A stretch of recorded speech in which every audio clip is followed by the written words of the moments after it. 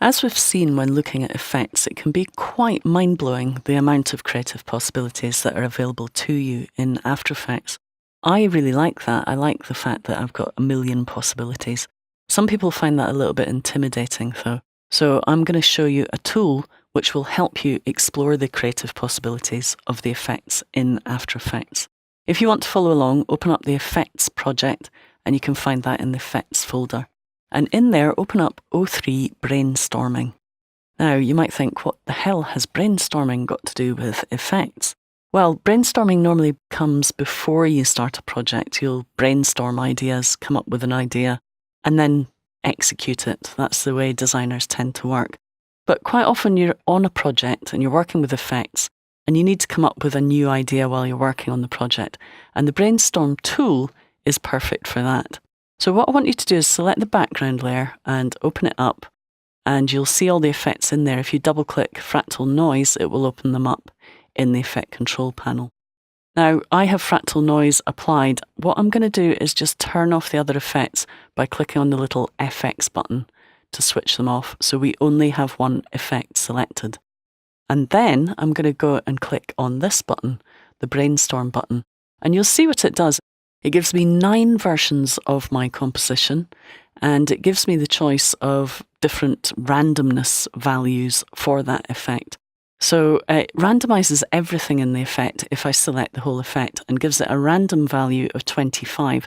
I can play the footage so that I can see how it looks on footage playing back over time. Now, if I have a nice big monitor, I can also extend the size of this to see it on a bigger screen. Or if I see one that I really like, I can select it and say, show me how it looks full screen. And that will just give me a quick idea of how it looks full screen, and then I can jump back. Now I can increase the randomness, so let's put the randomness up to 100, and then let's click on the Brainstorm button again. And now it randomizes it even more, and you'll notice that it's randomizing colour as well. And here we have some really bizarre effects. I mean, this looks nothing like what we started with. And I could say, oh, well, actually, this isn't really what I want for this project, but I might want to save it for another project. So I also have a button here which allows me to say, save that as a new composition. And when we come out of the Brainstorm tool, you'll notice that that will be included in my composition panel, where I can save it as an animation preset or even as a comp.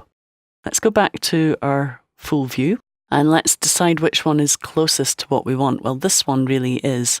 So I'm going to say include that in next brainstorm. And now when I brainstorm again, it's going to randomize based around that. And we start to get more vertical, linear kind of brainstorms. Okay, if I see one that I really want to apply to my composition, I just click on Apply to Composition, and that leaves the Brainstorm tool where I can just preview it on my current comp. And you'll see that we have a completely different look.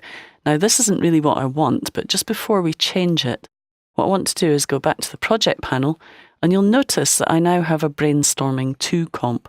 And this is the comp that was created when I said create a new comp from selection. So I have now that one to explore with different possibilities. So for now, let's go back to brainstorming, and I'm just going to undo the Brainstorm tool so we're back where we were. Instead of brainstorming everything, I could say, well, what happens if I just brainstorm the complexity? Click on the Brainstorm tool and we can select individual properties. Now I have a spread value for complexity. I'm going to put that up to 100 and just click on Brainstorm. And you'll notice now I'm getting more or less complexity depending on how much I randomize it. I like this one, so I'm going to say include that in the next brainstorm. The others I'm not too fussed about, so I'll brainstorm again. Now you'll see I'm getting less variation. Complexity doesn't really give me enough variation. So I'm going to say apply to comp for this one. So let's select that one, say apply to comp. Then I'm going to go in and select some different options. Now I'm a bit bored of adjusting fractal noise, so I'm going to try brainstorming colorama. So I'll click on brainstorm, and now I'm starting to get much more variety in terms of colour. I love this one. So I'm going to say include that in the next brainstorm. But I also like some of the more monochrome ones, so I'm going to include that. And now we'll get some kind of varieties based around those selections. If we increase the randomness up to 100, include that one again, brainstorm. We start to get more brightly coloured brainstorms. So again, I'm going to choose this one, apply it to my comp, and then I'm going to start having a look at some of the other options. So let's tile it. Let's go into Kalida, and with Kalida, I'm going to brainstorm that. Okay, and we start to get all these amazing patterns by brainstorming the Kalida effect. Now, I like that one, so I'm going to say include that. I like this one, we'll include that. Which other ones do I like? I quite like this one.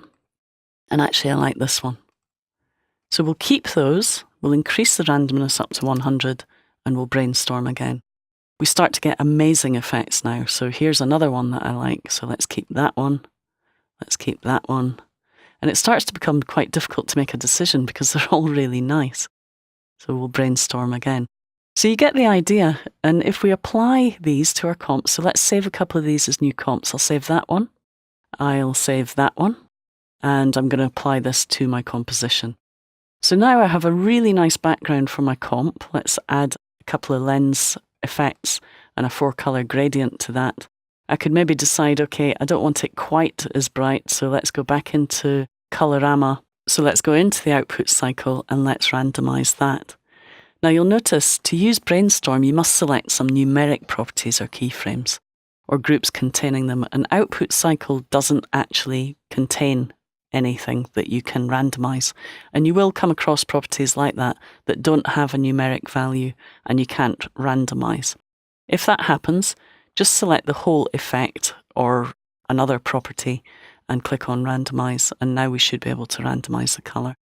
Now I think this is the one that I'm going to go for actually, so I'm going to just click OK and accept that. And now we have our final result after a little bit of brainstorming. Plus, I have another couple of ideas here that I can use in other projects. And of course, I can save these as animation presets. So I could come in here, select all these effects. Okay, go to Save Animation Preset.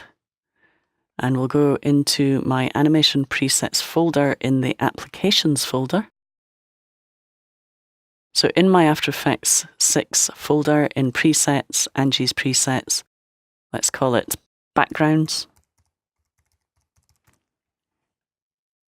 And we'll call it Funky Coloured Background. Okay, and very quickly using Brainstorm, you can create some really amazing, fantastic presets.